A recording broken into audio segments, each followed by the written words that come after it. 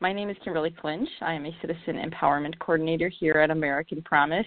And a big thank you to everyone who is on this call live or listening to the recording. Either way, you are stepping up to save the democratic part of our democratic republic, so thank you. The purpose of tonight's call is to inspire you about our work to get big money out of politics, inspire you to come to the National Citizen Leadership Conference and Lobby Day, October 19th, 20th, and then Lobby Day is Monday, October 21st in Washington, D.C., and continue the training process for an impactful Lobby Day. This builds off of previous calls in August and September. If you weren't part of those, though, don't worry. You can go to the NCLC website, which is www.citizenleaders.us, to learn more about the conference and to register. And then you can also go to our Lobby Day tab to get information about Lobby Day, including recordings to the past call. And you should be able to enjoy tonight's show, whether or not you were on those earlier calls. I'll repeat this later in the call, but if you have already scheduled a Lobby Day meeting and you haven't let me or Rosie know about it, my colleague Rosie is also a Citizen Empowerment Coordinator, please let us know. We're looking for the times, locations, and members of Congress with whom everyone has a meeting, or if you're meeting with their aide. So if you haven't sent that to anyone, you can send that to me at KimberlyC@AmericanPromise.net. One more time, KimberlyC@AmericanPromise.net.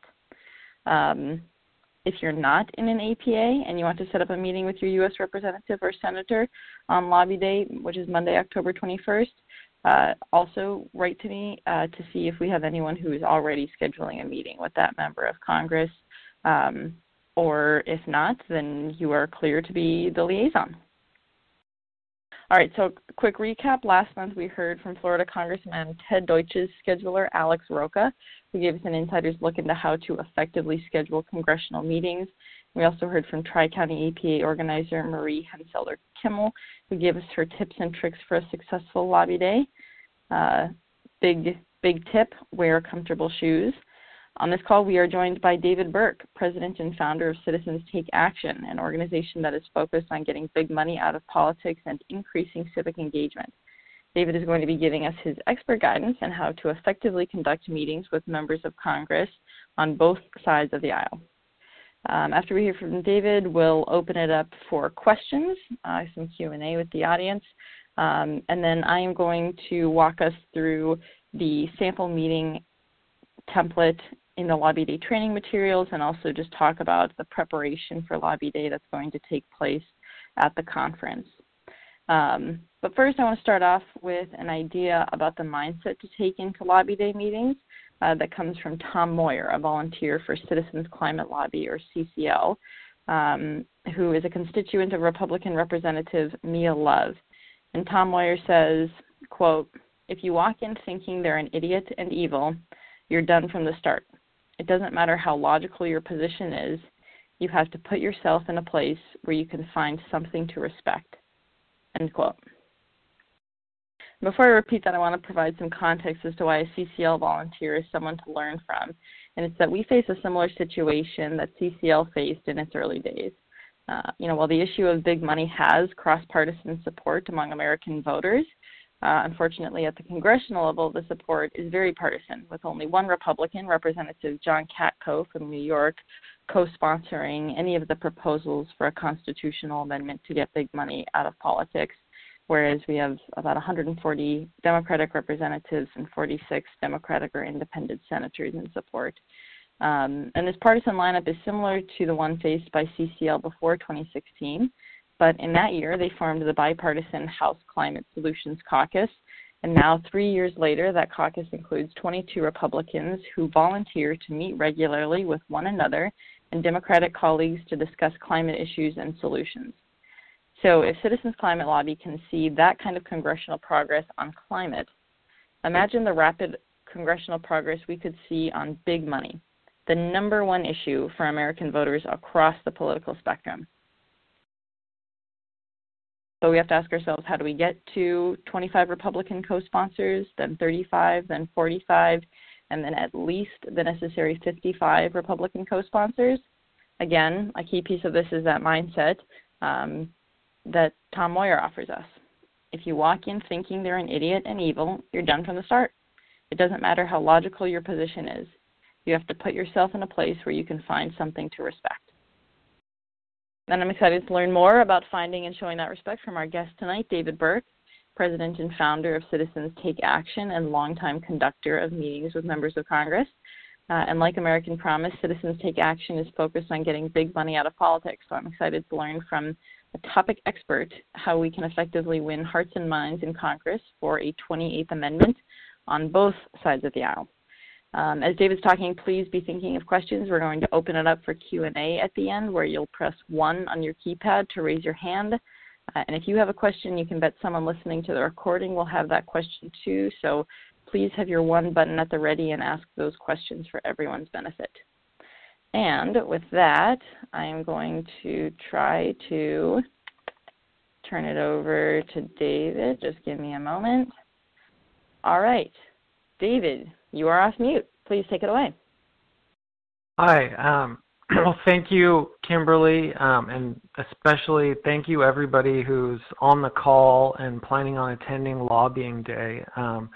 I recently was on the Hill with Johannes Epka from American Promise and Francis Johnson from Take Back Republic, and we met with a number of offices, Republicans and Democrats, and I really do think we're making good progress. But one thing I can honestly say is that hearing directly from constituents really makes a difference, a kind of difference that we can't make through our meetings. And so it's extremely important that you're doing this. I'm very grateful. I know American Promise is too. So please, keep moving forward. Go attend the Lobbying Day and tell your friends, because we need as many constituents speaking to their representatives as possible. I thought it would be helpful to kind of go over how to approach Democrats and Republicans and what's worked for us to the extent that we've had productive meetings and gotten good responses from different offices.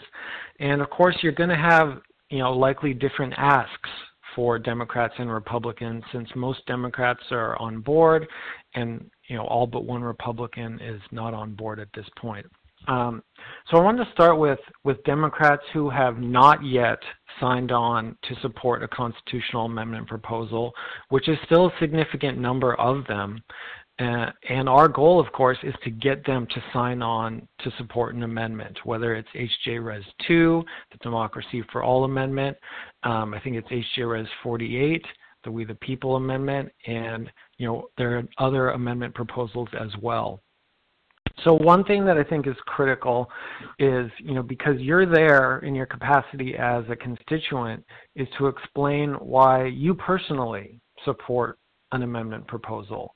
It could be a personal story, an issue that you particularly care about, that you've been affected by and saw how big money in politics is connected to that. But I think you really want to leave these staffers or representatives with a clear memory of constituents who support the issue, so that they know exactly why you're in their office and why you believe passionately in the cause. You're going to want to be very clear what your ask is. You can mention it, at the beginning, at the end of the meeting, or both. And, your ask for Democrats who have not yet signed on is going to be to get them to do so. And key points to emphasize are express support or explicit support in the district or state through resolutions, ballot initiatives, or other endorsements. You really want to let these Democrats who haven't signed on yet know that their district members in their state or their local political club support an amendment, and that they should reflect that belief. Similarly, polls show that 85% of Democrats have expressed their support for an amendment. So you want them to know that not only would they be in good company of fellow Democrats in Congress, but with 85% of Democratic Party members. And last thing I would say for Democrats who haven't yet signed on is that you should feel free to, and it's helpful to ask them why they haven't signed on. If they have any specific concerns, that have prevented them from doing so, or if there's any reason they're reluctant to sign on. Even if you don't have an answer for their concern at that moment, and you may well have one, but even if you don't, it's important for us to know why members are reluctant to sign on, why they haven't done it yet, and we can always come back to them with more information to address their concerns or through a follow-up meeting. So don't be afraid to ask and try and get their feedback. You want to engage with them, not just make your case, but try and understand where they're coming from as well. For Democrats who have already signed on to support an amendment, your goal is going to be a little different. Very high on the list of priorities for us is getting Republicans on board, building more bipartisan support. And Democratic members of Congress can help with that by reaching across the aisle.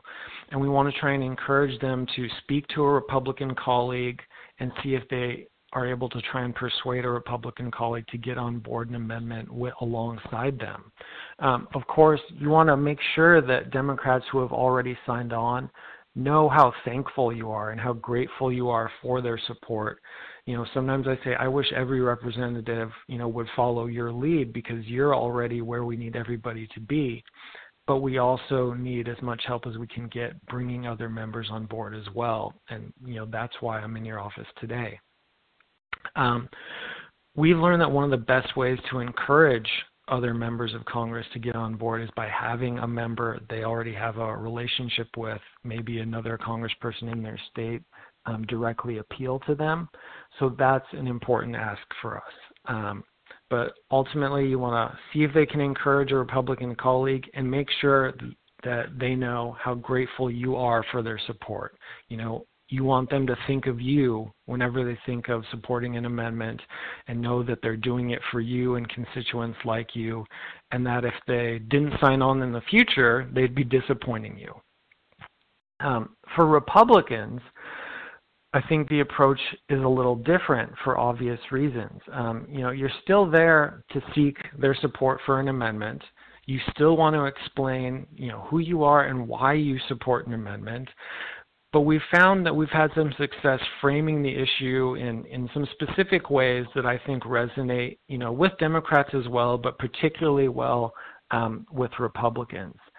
And one thing we do is try and make sure we frame the idea of an amendment as something that's not too drastic, not to overhaul the entire system immediately.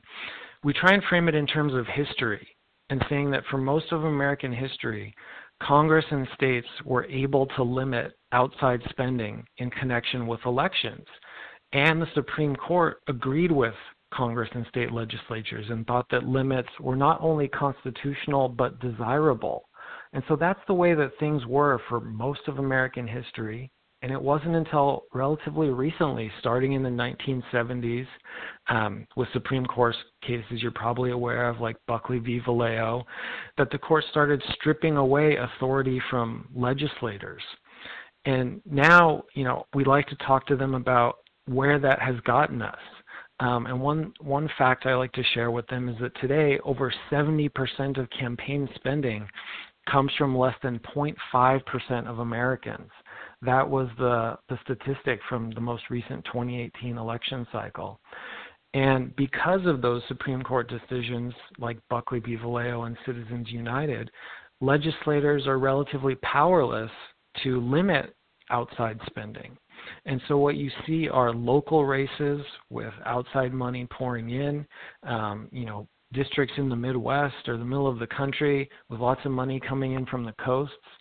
And legislators are, powerless to do something about it. So this isn't just an issue of undue influence. It's also an issue of states' rights and of preventing outside money from dominating local elections. And so those are some of the key points we hit, and try and emphasize again that an amendment is necessary to shift power back to Congress and state legislatures the way it was for most of American history, and give them the authority to limit campaign spending. A couple other issues specific to Republicans. corporate constitutional rights can be a difficult subject to bring up with Republicans, and you want to be careful how you do that. I know that Johannes Epka with American Promise is planning to speak with any constituents who are going to be meeting with Republicans on lobbying day, and he can kind of help you navigate how to discuss the corporate constitutional rights issue.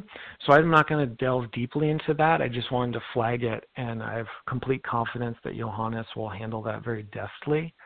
A couple other things. One I've found is that another way to frame the amendment that seems to resonate well with staff members or representatives is really as a choice between who we believe is better suited to decide how our campaign finance system works. Is it elected representatives or 9 unelected judges? And to go back to what I mentioned earlier, we frame the amendment as shifting power back from the Supreme Court to Congress and state legislatures, and emphasize that we believe legislators, elected officials who are accountable to their constituents, are better qualified and more responsive than 9 unelected judges to make these decisions. And so that's a key point that you can try and drive home.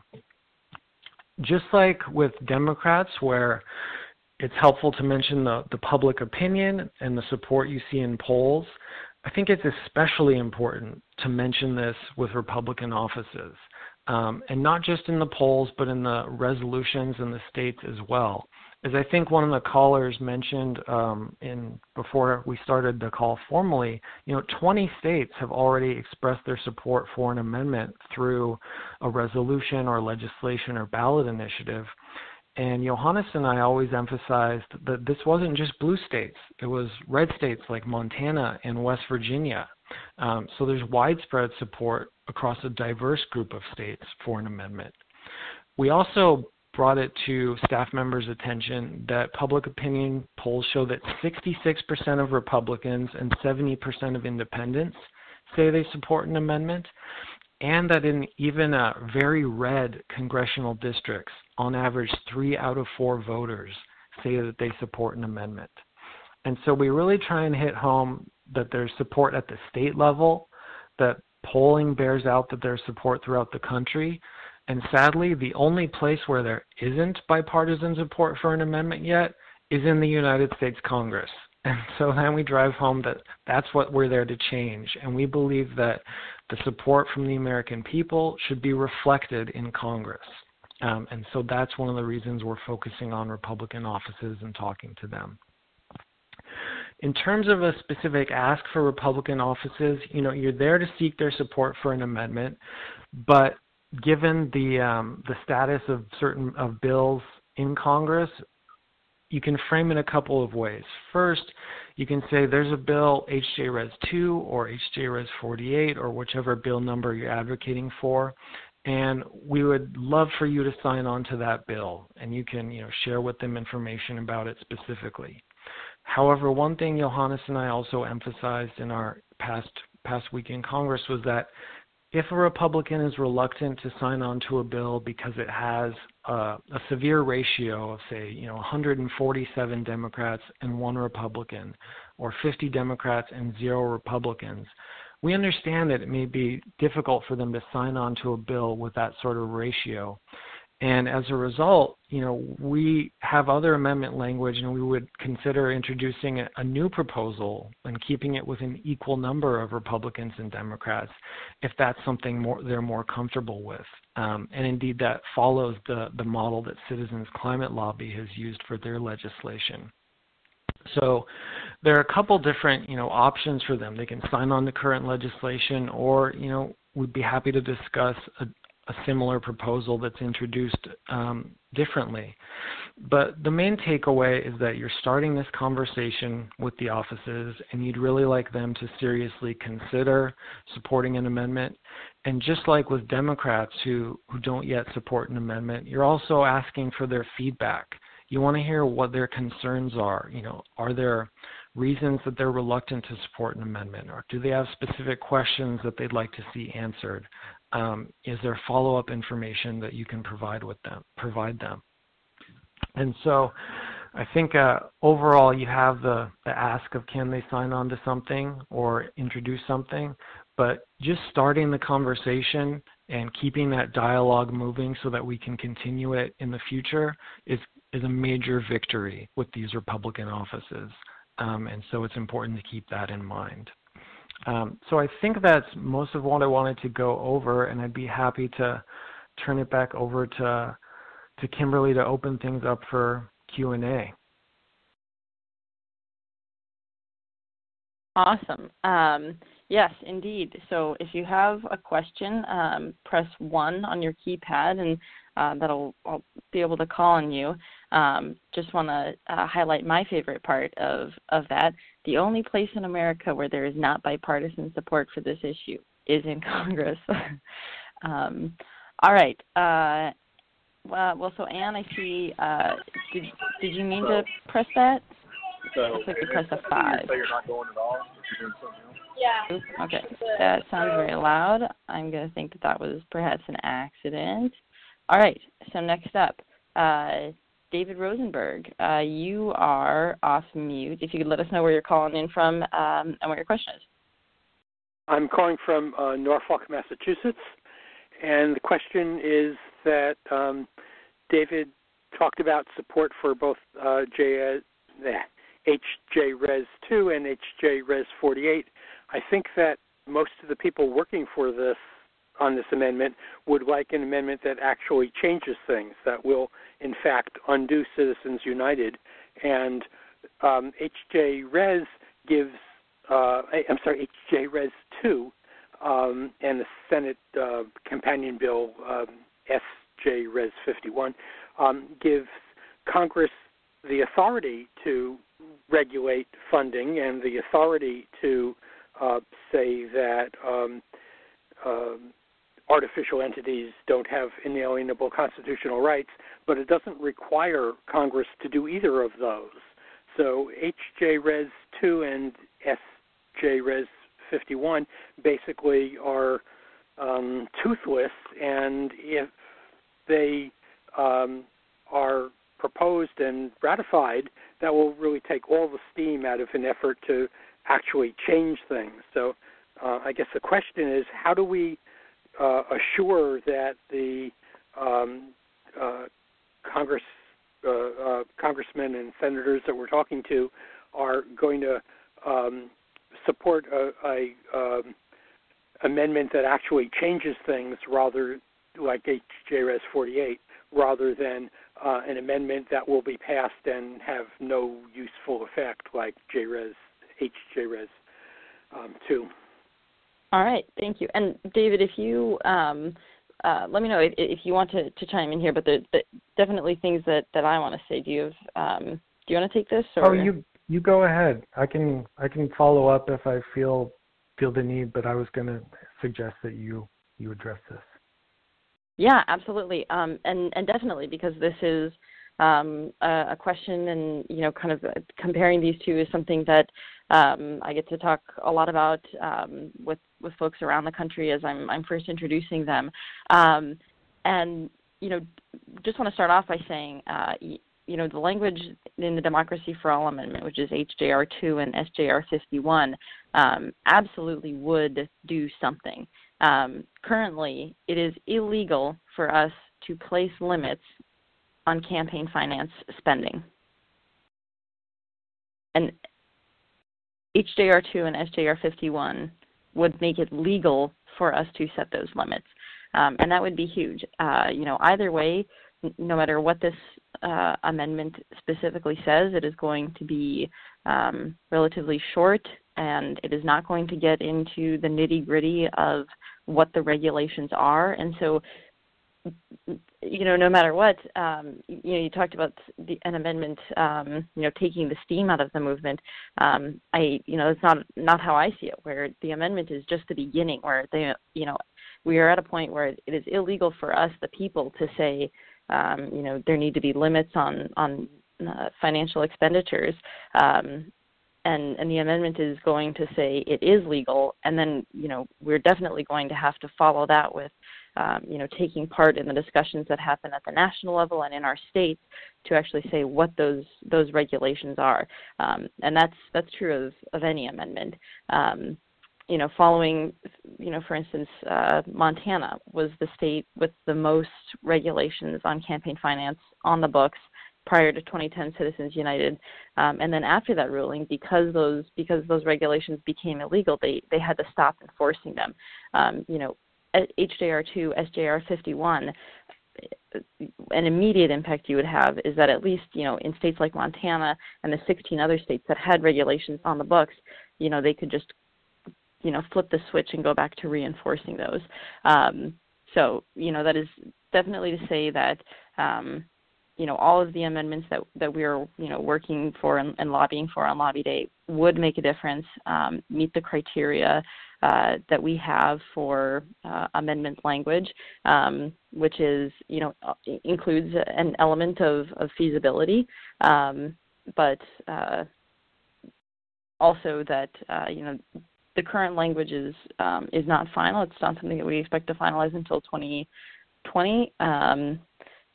So, we're still working that out and, still have thought through that it is politically strategic to get support for the bills that exist.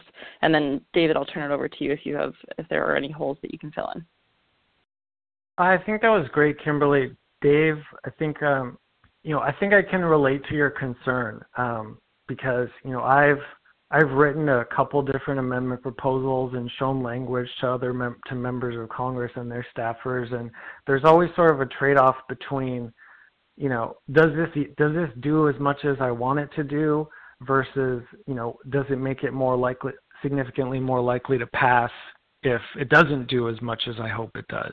And it's just a difficult trade-off, and I think we can all, make our choices and where we think the line is, and reasonable minds can disagree. One thing I wanted to say, though, is I think that we're at the stage where we're still trying to figure out, especially with offices that haven't signed on yet, what their appetite is for an amendment and what where they stand. And so I don't think it's a bad thing at all to mention the different amendment proposals, but I think we want to be cautious about pushing any one proposal too specifically, just because we don't want to scare them away from the idea of an amendment in general if they may not happen to support a specific proposal. And we're really trying to get feedback and understand their concerns and figure out what we think will work for them, and then we can assess, well, what's the strongest language that we can put forward based on our conversations with these offices. So go ahead, turn it back to you, Kimberly. Thanks so much. Floyd, you are off mute. If you could let us know where you're calling in from and what your question is. Yeah, I'm calling from Seattle, and I have actually I have two questions. One is, I didn't hear any comments about dark money. Is there an intent to include some control over dark money here?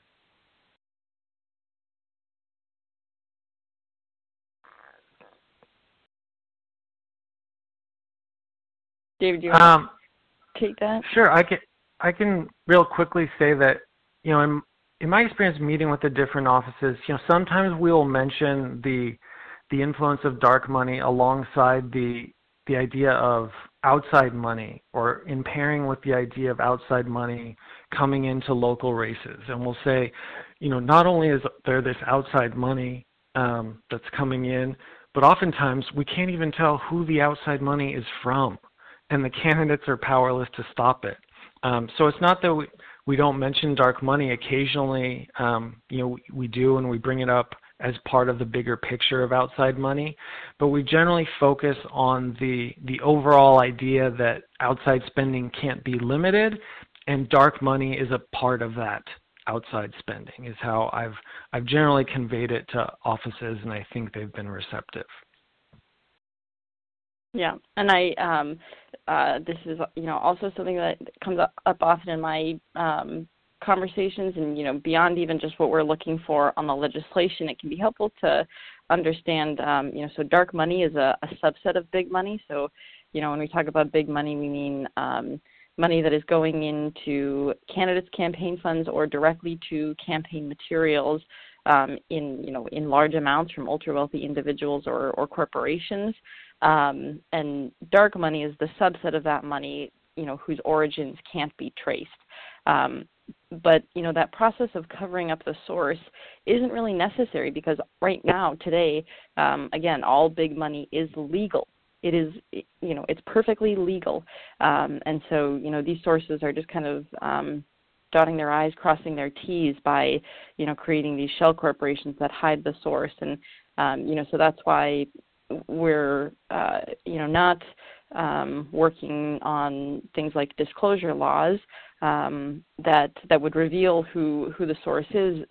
But, as is being seen in some of the places in the U.S. that are attempting, are pursuing disclosure laws, doesn't ultimately make a difference because big money is still allowed. And so, essentially, average Americans' voices are still up against big money's voices, even if you want to try to say, we're going to find out where the big money came from. It's difficult to do that tracing, and then even if you have the information, voters often don't have the time to go and look at it. But so yeah, a very good question to ask, indeed, because that will certainly be on the minds of many people. Joan, you are off mute. If you could let everyone know where you're calling in from and what your question is. Okay, this is Joan DeVore, and I'm calling from Southern New Jersey. And you mentioned earlier on that one of the asks for Dems could be to, who are co-sponsors, could be to help us reach across the aisle to a Republican colleague, perhaps. And I'm trying to figure out how to take that and turn it into something, to a specific ask, a specific concrete ask that can be maybe followed up on. Sure. Thank you. Love it. Thank you, Joan. I think that's a good question because, I was probably a little vague about the general ask of reaching out to a Republican colleague. Some specific, so you can make it more specific in a couple ways. One, you could try to identify maybe a Republican colleague or two that the Democratic representative works with consistently, maybe has co-sponsored some legislation with, maybe they're in a neighboring district, and you could ask if they'd be willing to reach out to that specific representative. And you can get even more specific in the ask by saying, would you be willing to reach out to that specific representative and ask them to sign on to, one of the amendment bills, whether HJ Res 2, HJ Res 48. So will you ask this Republican colleague to sign on to a specific bill? Does that help? Oh, 1 second, I'll take Joan off mute so she can answer that question.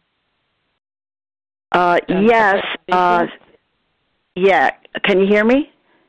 Yes, we can. Hello? Yeah. Would that be something that you would then circle back around and find out if they did it, or would you want to, if they're perhaps a colleague within the same state, try to arrange a meeting that would include the two of them and you? I guess I'm trying to nail it down maybe a little bit more. Yeah, in terms of the logistics, so you definitely don't want to count on them to do the action without you following up and circling back and at least checking. So normally the way it works is that a staffer in one office will reach out to a staffer in the other office. Sometimes, the member themselves will reach out to the other member. And so I think what you'd want to do is you could follow up with the office after, a period of time and ask if they have had a chance to speak to a staffer in the Republican colleague's office. If you wanted to, you could also offer to try and connect them with the staffer in the Republican office if you knew who that was. And in some cases, maybe if there's meetings on lobbying day with Democrats and Republicans, you might know who the Republican staffer is that you can connect the Democrat or the Democratic staffer with. So that would be one way to do it. You could try and connect the staffers, or you could, ask them to do it on their own and then just follow up with them in a couple weeks to see if they've been able to talk to the other Republican office member or staffer. Awesome. Great. Yeah, Joan, love the thinking. All right, last question. James Kinsman, you are, one second. This show's not working with me. James, you are off mute. If you can let us know where you're calling in from and what your question is. Absolutely, thank you. James Kinsman from Cincinnati. And thanks for this history and background and sort of ways to frame this. I think that's important. You mentioned some surveys and polls. If you could send us the backup to that, that'd be greatly appreciated. And then Kimberly, just quickly, I did just hear back from Shabbat's team. Steve Shabbat is our representative here in Ohio. For his team to meet, so I will send you an email for that as well. But just to let you know, that's on the list. Woo woo! All right, I love it. Yes, and please, if you're sending that tonight, especially send me include a reminder to include that follow-up email that information in the follow-up, and my intent is to include that in the follow-up email to this call. But anyone who's on this call, your help keeping me on it is appreciated. All right, David, with that, I think we're going to go on to talking through some of our lobby day preparation that's going to happen at the conference and the materials that we have for them. So you're welcome to listen in on that, or if you need to go take care of your wife who's pregnant, that would be very understandable. Thank you for being with us tonight. Well, thank you for having me, and thanks again to everybody who joined the call. I did want to say, if any of you want to continue the conversation or have a question you weren't able to ask, my email is just david@citizenstakeaction.org. So if you just shoot me an email, I'd be happy to discuss anything related to the amendment or lobbying congressional offices that you think would be helpful. So thanks again. You are really in a position to make a difference with these constituent meetings, and I greatly appreciate it. Keep up the good work. Awesome. Thank you, David. And I will do my best to also remember to include your contact information. Thank you for sharing.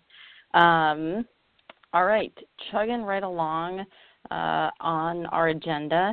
I'm hoping that kind of what we took from hearing from David is some insight into, who we have to be and what we have to do with our member of Congress or their staff to develop a relationship with them that can lead to a breakthrough for the movement. Right. One sec. There's one. Apologies for the pause, just working out some technical stuff on my end. Right now, we are going to walk through the sample meeting outline, which is on the Lobby Day training materials, in case you have those in front of you. It's on page 4. If you don't have the training materials on hand, but you're able to go online, I'll give you a moment to pull this document up. You can go to citizenleaders.us and then find it on the Lobby Day tab. If you're not online, really don't worry about it. You'll have plenty of other opportunities to see this document, including when we send it out after this call You can just sit back and enjoy the audio tour of it tonight. But if you are online and want to follow along, again, you can go to citizenleaders.us. And to give people a chance to pull that up, I'm going to start by painting a picture of what will be going on at NCLC leading up to Lobby Day meetings, and then what things will look like as you're going into them. So first of all, throughout the conference on Saturday and Sunday, we're going to have a Lobby Day table right next to the registration table. If you're attending Lobby Day, you should stop by this table to get your packet of general information for Monday, October 21st. If you are a point person who's setting up meetings, you will also get a packet of leave-behind materials for each member of Congress that you're scheduling meetings with. So, Lobby Day table. Then Sunday, lunch is dedicated to giving you and everyone else who is attending Lobby Day from your state the chance to sit down together, meet, and over lunch there will be a workshop presentation led by Sam Daly-Harris, our very own Azer Cole, and the seasoned Tri-County APA to demonstrate a meeting with a member of Congress or their staff. And since you will be sitting with everyone from your state, you guys will have time to talk about how you want to divvy up the various talking points and otherwise strategize for your meetings. Then right after lunch, we're going to have a breakout session, and one of those breakouts is going to be further Lobby Day training. So for anyone who's interested, for instance, if this is your first Lobby Day, this breakout is a great opportunity to learn and practice good techniques for talking with elected officials. And these skills are not just going to be specific to our Lobby Day meetings with federal congressional members about getting money out of politics. There's long-term value as a citizen of a democracy to being able to have constructive meetings with any of your elected officials about any issue. And that breakout should cover those kind of fundamental skills that are broadly applicable. So Sunday at the conference, we're going to make sure that you all meet up and get the information and training to feel good about what's happening the next day, Monday, October 21st. Again, all this information and directions will be provided at the conference. So going into Monday, Lobby Day, we're going to start with a picture in front of the Capitol, and then we're going to march from there to the Hart Senate Office Building to deliver New Hampshire's state resolution to their senators and celebrate this latest victory in our movement. New Hampshire in June became the 20th state to pass a resolution calling on Congress for this amendment.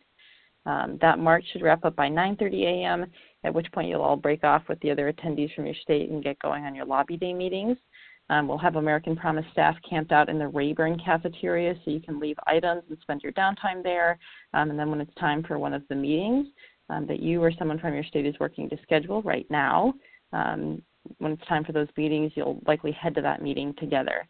There might be some breaking up into different groups as you have conflicting meetings with different members of Congress, but for the most part, you'll be going into these meetings in a group and have an idea of who is leading the different parts of your agenda, which brings me back to the sample meeting outline.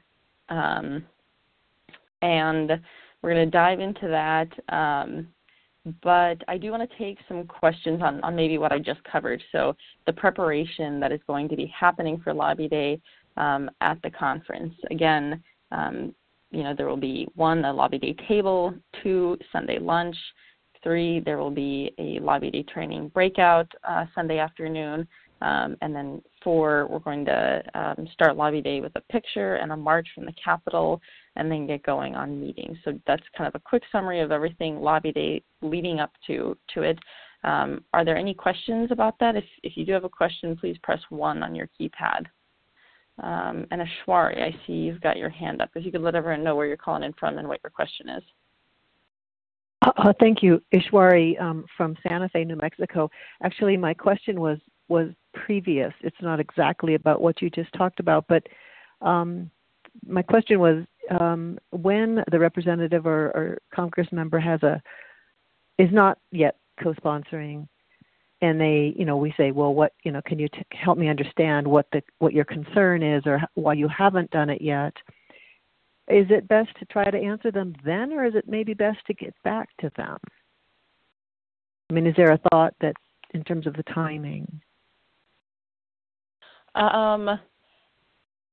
Again, that's not exactly germane to your specific this thing. Okay.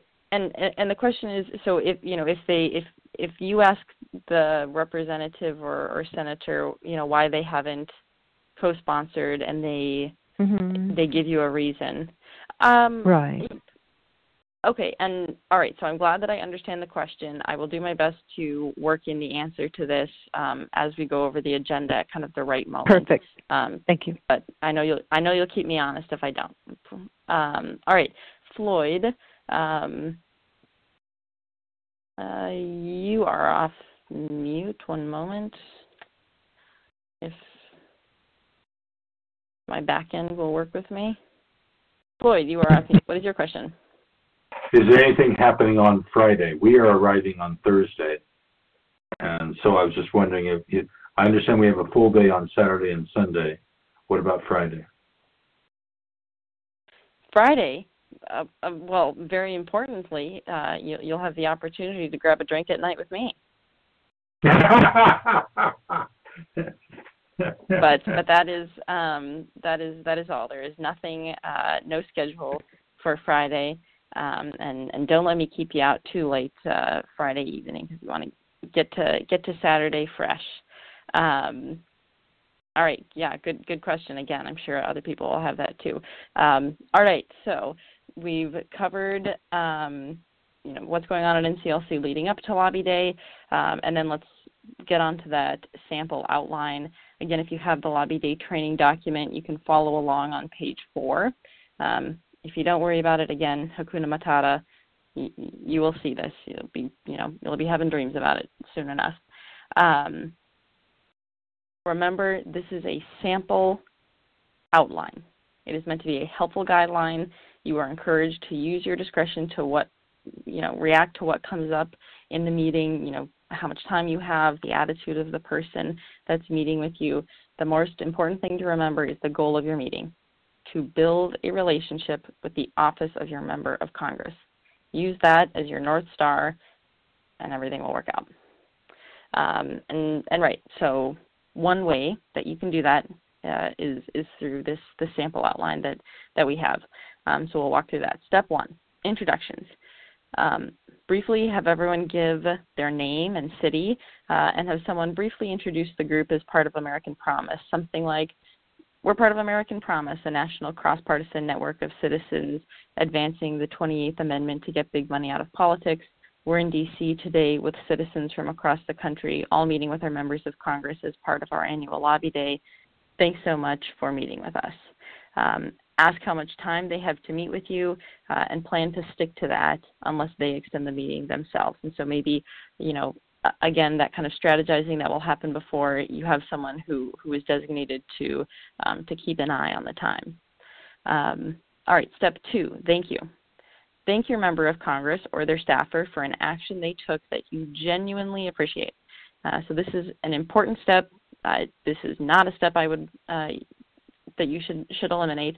This is an important step that really makes a difference. It's helpful both to you to remind yourself that you do have common ground with this person, this office, and for the members of Congress or their staffer who, especially those who we most need to win over, the ones who aren't on our side yet. A thank you is often a nice surprise.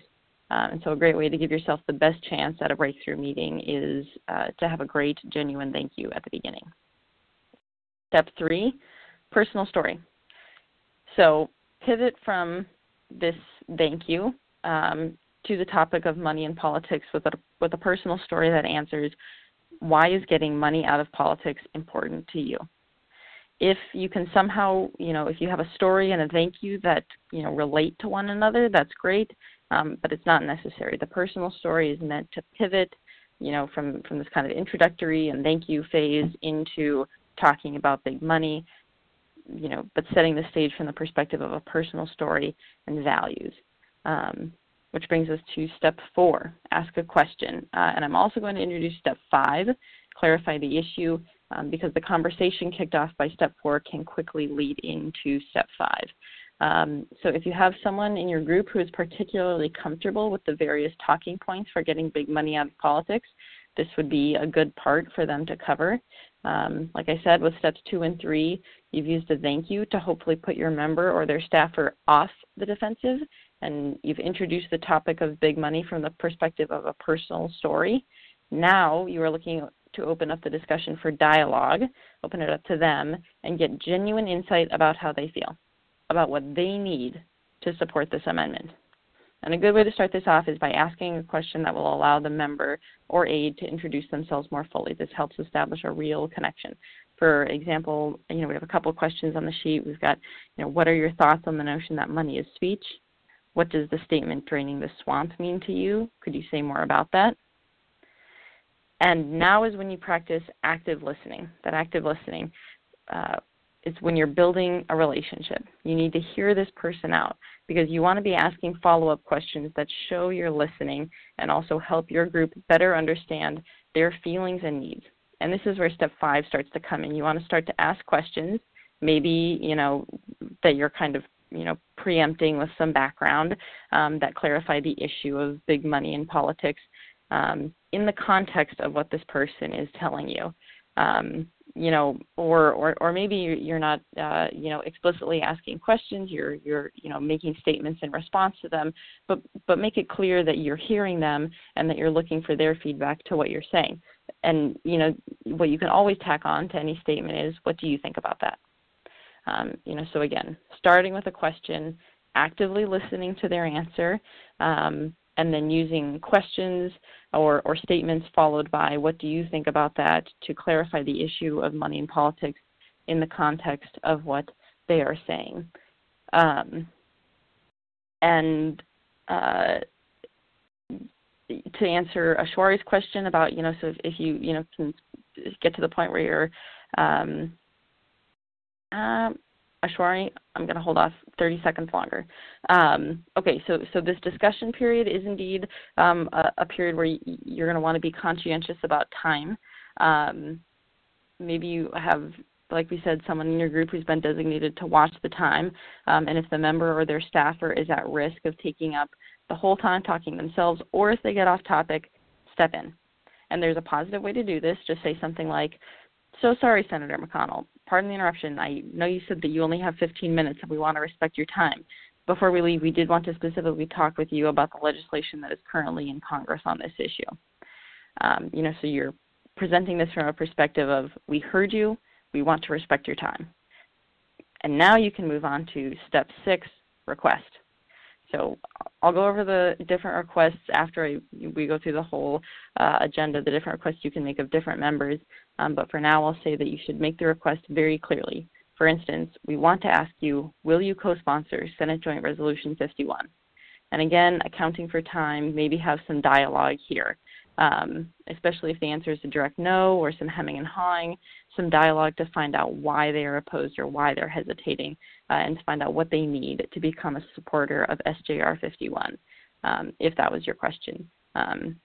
And now is when I'll answer Ashwari's question. Okay, so you asked this person, what is it that you need to support it? And then what do you say, if you get a very specific answer?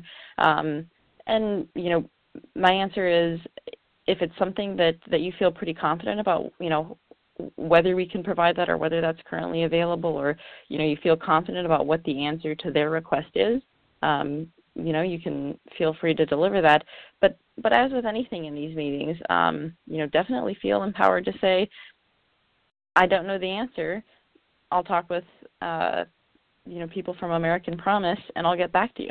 And if anything, that can be a great position to be in, because it gives you a reason to get their contact information, that you can use and, follow up with them and be in touch with them after the meeting.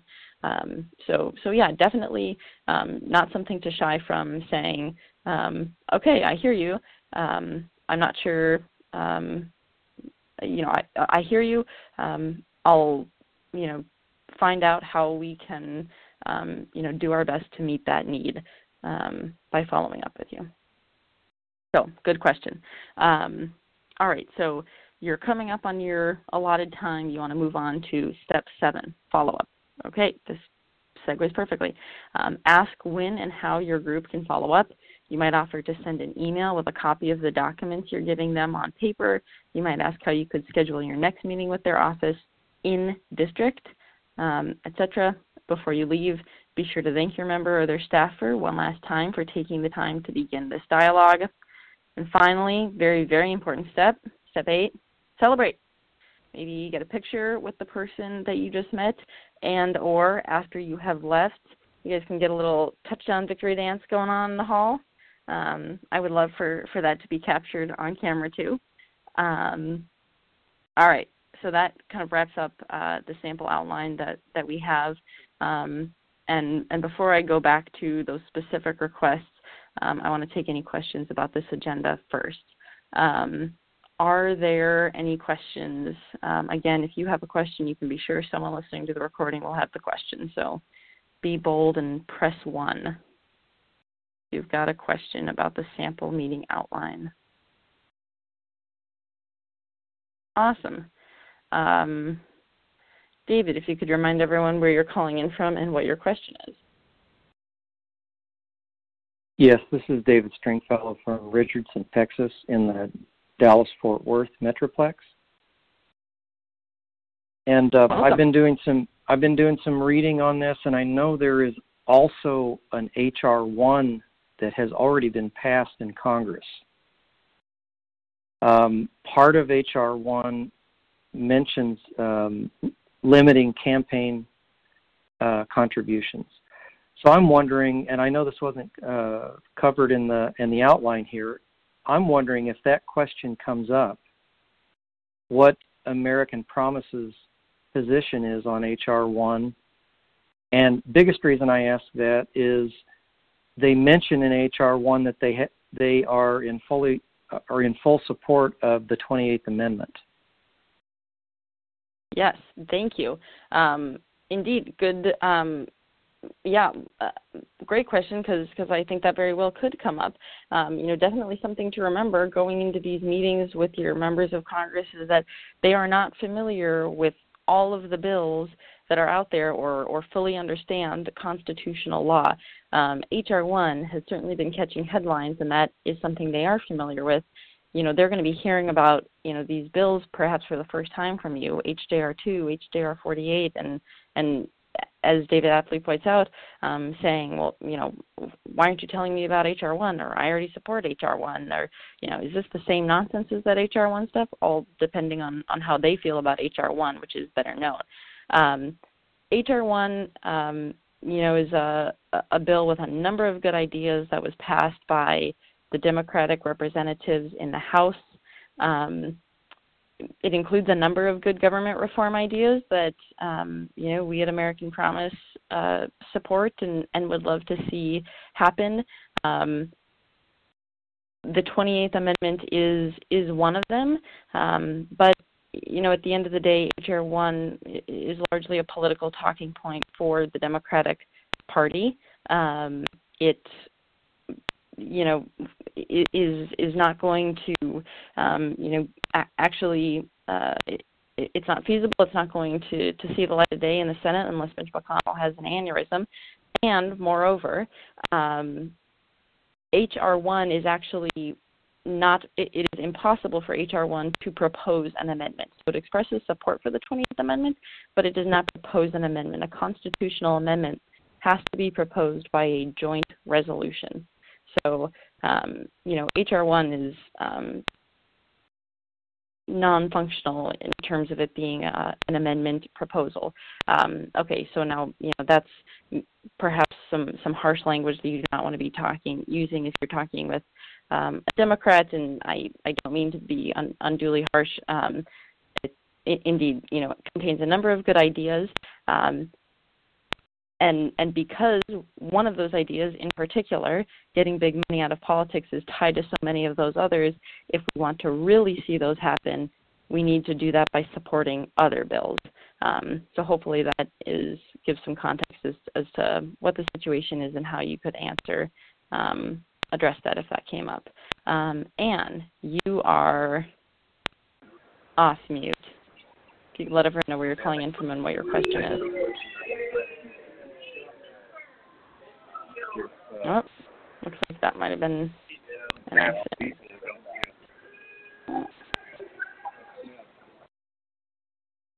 Okay, David. You are off mute. David, you are off mute. If you could let everyone know, remind everyone where you're calling in from and what your question is. Right, so this is David Rosenberg from Norfolk, Massachusetts. The ask that you have to Senate Democrats, the primary ask is bring a Republican colleague on board to SJR 51. I guess I don't understand why you wouldn't have had as an ask to a Senate Democrat to file a Senate bill that's a companion to HJR Res 48. I would have thought that would be the primary ask to a Senate Democrat, and to a Senate Republican, you're asking them to sign a statement of principle and support. Why not ask the Senate Republican to file a Senate bill that has language that he likes, but similar to HJ Res 48? I mean, his version of it, basically. Indeed, or her version. Great questions, and that leads me to the asks, which I know we've just passed 9 o'clock, so I will do my best to present these clearly and succinctly, and also at the same time address David's questions. So our primary asks, as David hinted at some of them, so to give you guys some quick context to the legislation, so again, there is SJR 51, Senate Joint Resolution 51, and House Joint Resolution 2. Both of these propose the Democracy for All Amendment, and then in the House there is also House Joint Resolution 48 that proposes different language. The Democracy for All Amendment is co-sponsored by all 46 Senate Democrats and Independents, over 140 House Democrats, and 1 House Republican, John Katko of New York. So that's kind of the context to our primary asks. If you are talking with a Senate Democrat, the ask is to bring a Republican colleague on board to SJR 51. If you are talking with a House Democrat, it is to co-sponsor HJR 2 or 48 if they are not already, and to bring a Republican colleague on board if they have co-sponsored those. And then if you were talking with Republicans, if you're talking with a Senate Republican, the primary, in either case, a Senate Republican or a House Republican, the primary ask is to sign a statement of principle. And to answer David's question about why that's the case, which was my question for Johannes as well, the answer was that this is the first step. For them to introduce language, they are probably going to want some more information, but indeed that is our intent as well. Is the hope is that they would introduce a version that is to their liking, and so you can feel free to express that. Would you sign the statement of principle as a way of expressing your interest in learning more and working with us to introduce a version that is of interest to you. Likewise, feel free to bring up with your Senate Democrats the idea of introducing HJR 48, a Senate version of that. But right now, our political hurdle that we are trying to overcome is partisanship in Congress, and trying to get Republicans on bills. And so, that's why the primary ask is to bring a Republican on board, rather than introducing language that will probably be a bigger hurdle for them to overcome. All right. So with that, I'm going to wrap up. If you have questions, you'll receive a follow-up email, as David's kindly offered, to have his information shared with you. Please feel free to reach out to either one of us. Again, some of the information I said at the beginning, if you have a meeting scheduled and you have not let anyone from American Promise know about it, please let me know.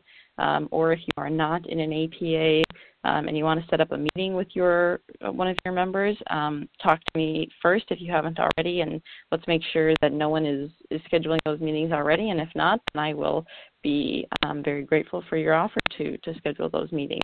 And the way that you can let me know any of that information is with an email to KimberlyC@AmericanPromise.net.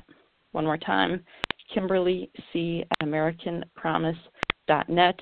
And again, the website for the conference, if you're looking for more information, is www.citizenleaders.us.